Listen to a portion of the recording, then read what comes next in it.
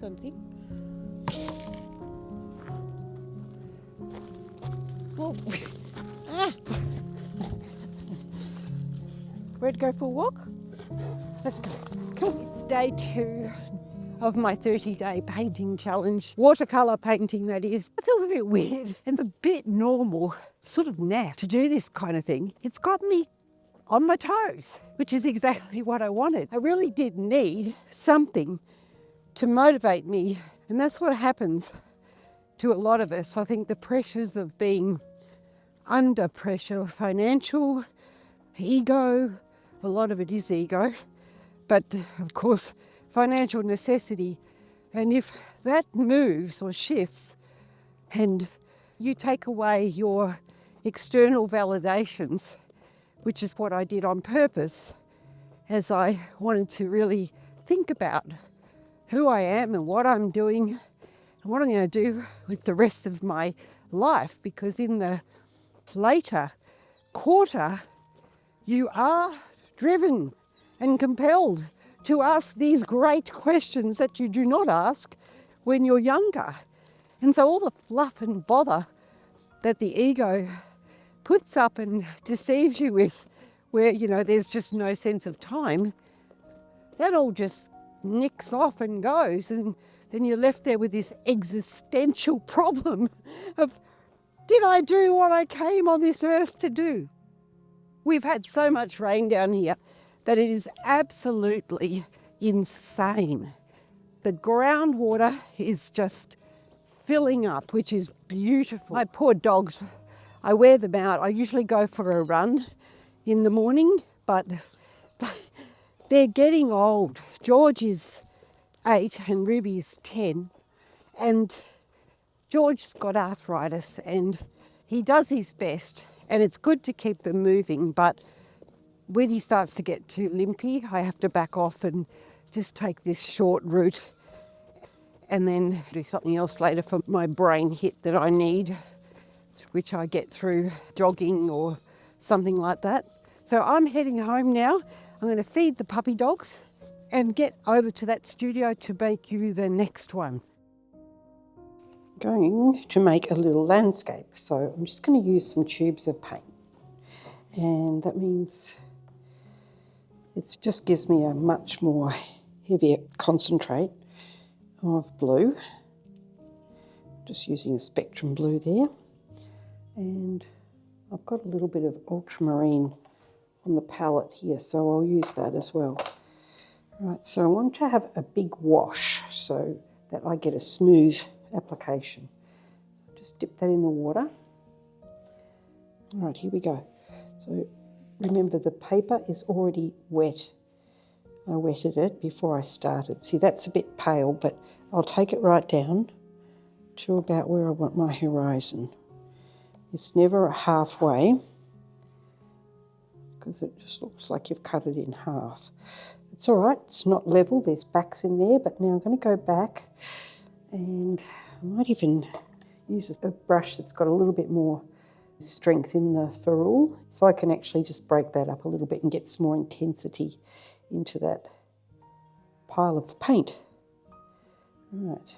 Like I said, I would normally mix this up in a tub and have it already made, but it's only a small amount.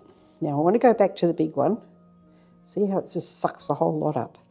Intense at the top. All right, we'll try unloading it off the little brush, or the big brush. All right, that'll do. Okay, and then I'll come in with this one and just grade it down. I've got enough room here. This is why I have a towel underneath, because as you go over to the sides, it actually just will puddle on the sides unless you've got something to suck it up. All right, and it doesn't have to be perfect. I was trying to get a nice heavy grade at the top. As long as it's all staying wet, and you may get some interesting clouds. You know what, I don't care, because I am just doing something lovely, that's all. I think I've just been not painting for too long. Okay, let's try again.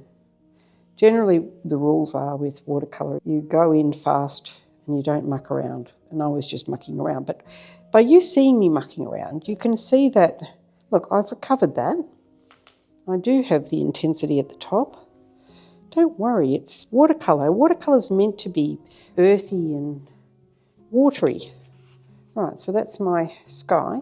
If I just tip it upside down and give it a bit of a tap, and if you get puddles coming at the edges, just tip it right up and use it like a sort of a blotter on the towel. Right? Now I can dry that so I can get a crisp edge, or I can cut in here, which I think I might do first with a bit of ultramarine blue.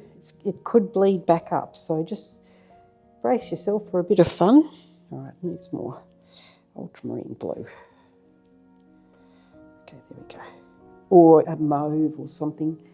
It's just whatever will give you a difference. But this one, don't make it too watery. All right, let's see. So we're just pretending this is mountains in the distance. But be mindful that there is probably a kind of a level.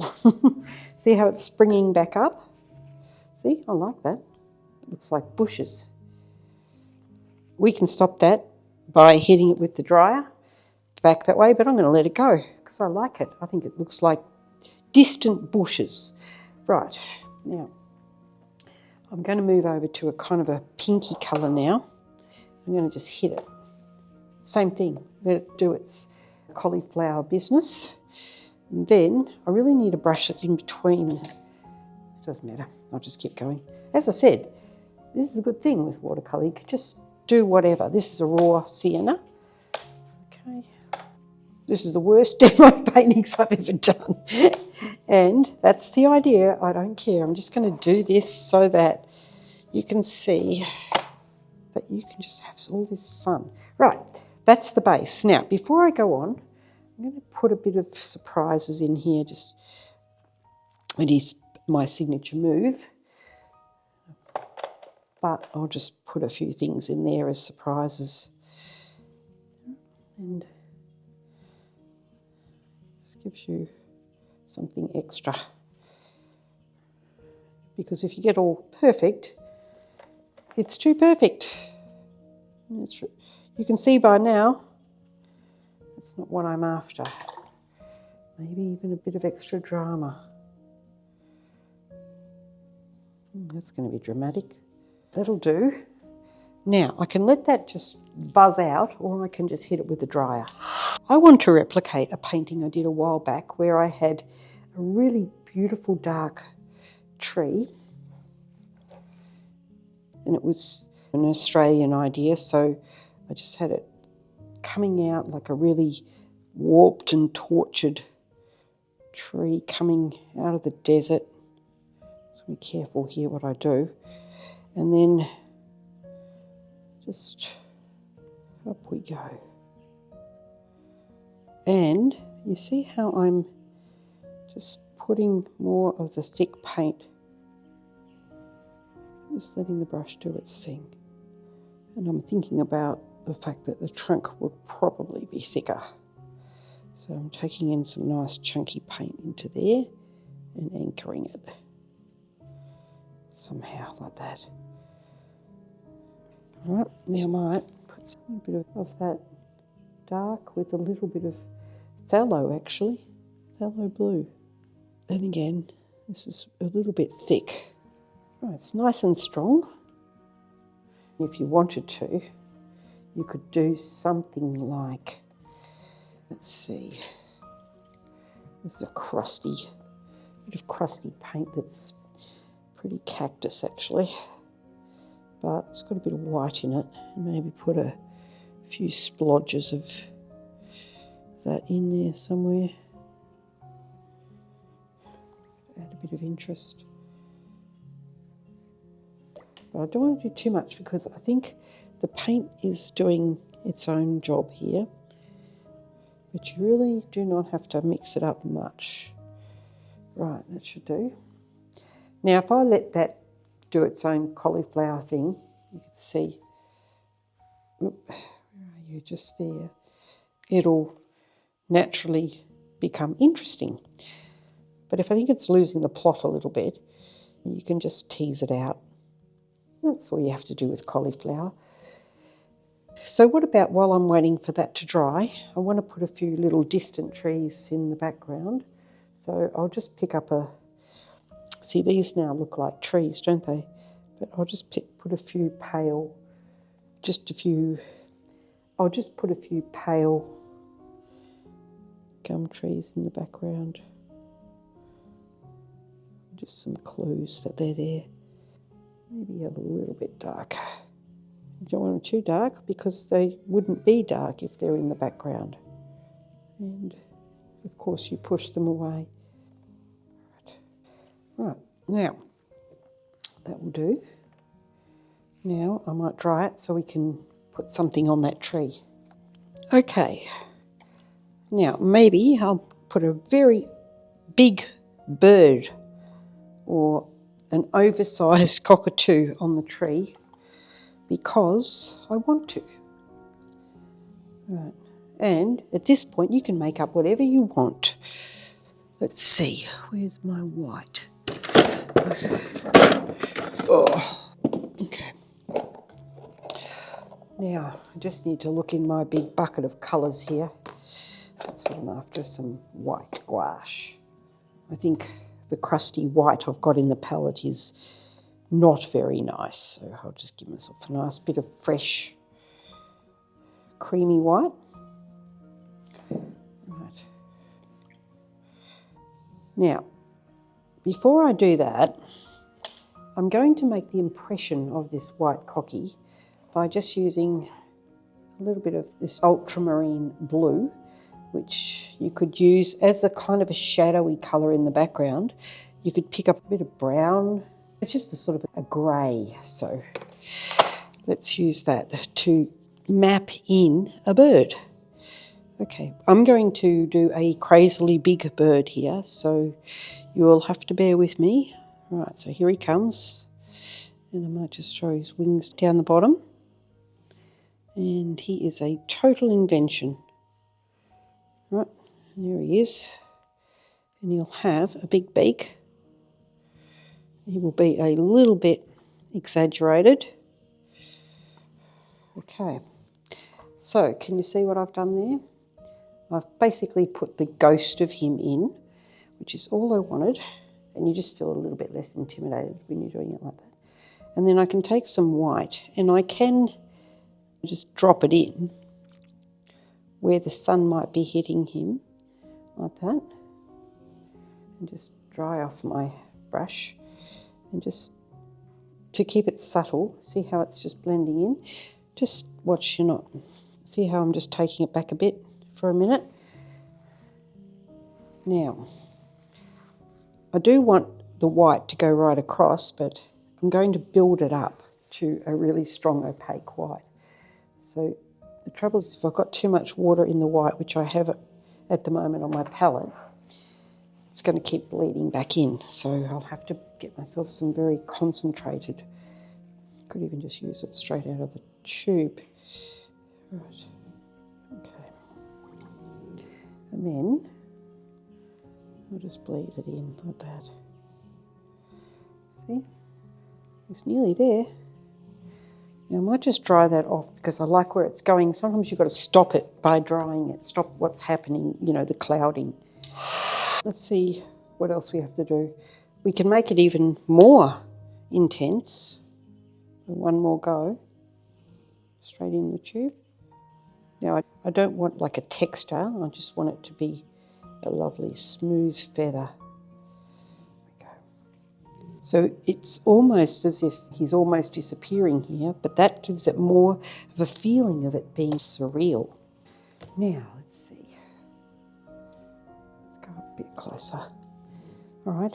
Now, I'm going to make this cocky a sulfur-crested only for drama because he's probably not likely to be in this setting, but I will make him a sulfur-crested because he'll be more beautiful.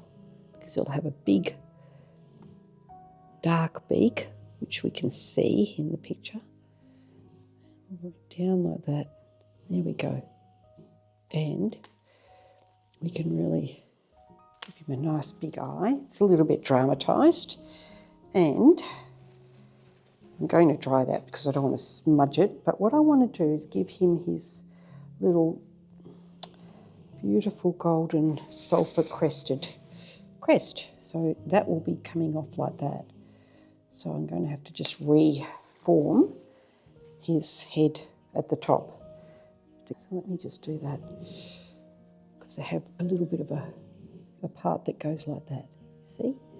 And that'll kick up into his little curly. Reminds me of Leon Pericles, these birds. So I'll bring it back with the yellow in a minute, but first let's dry it. So I want to give a bit more than just that eye. So this gets very fine, and it's a little bit too fine for me with this great big little brush, right? It's a great big little brush. It's actually just not that fine for as far as doing a tiny painting.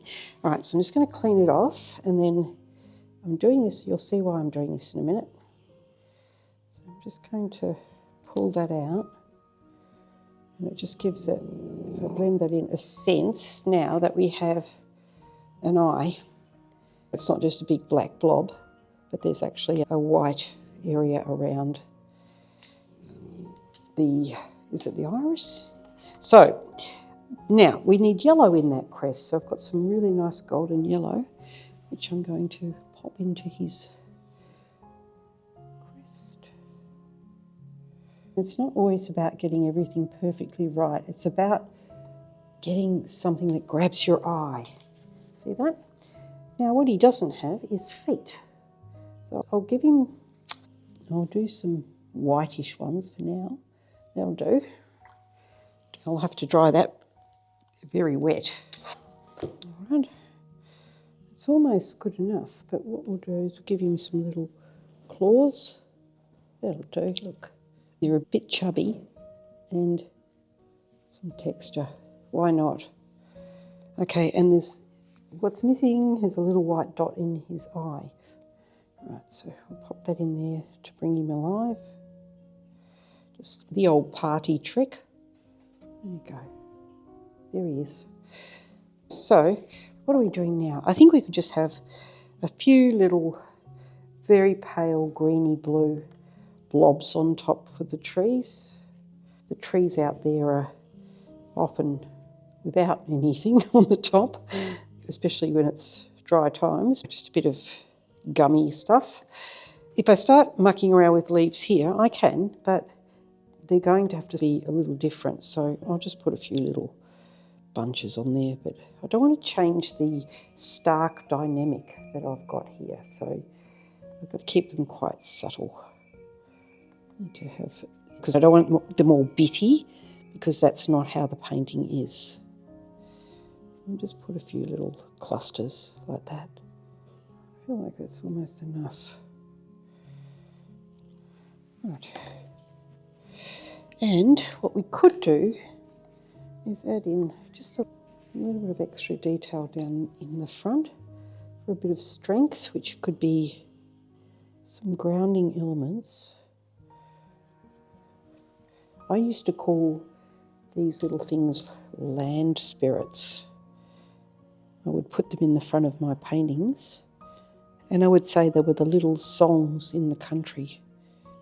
Okay, I'll put that there. There's some, not too much. Right, I just might pop a bit of lighter colour in here. That's it.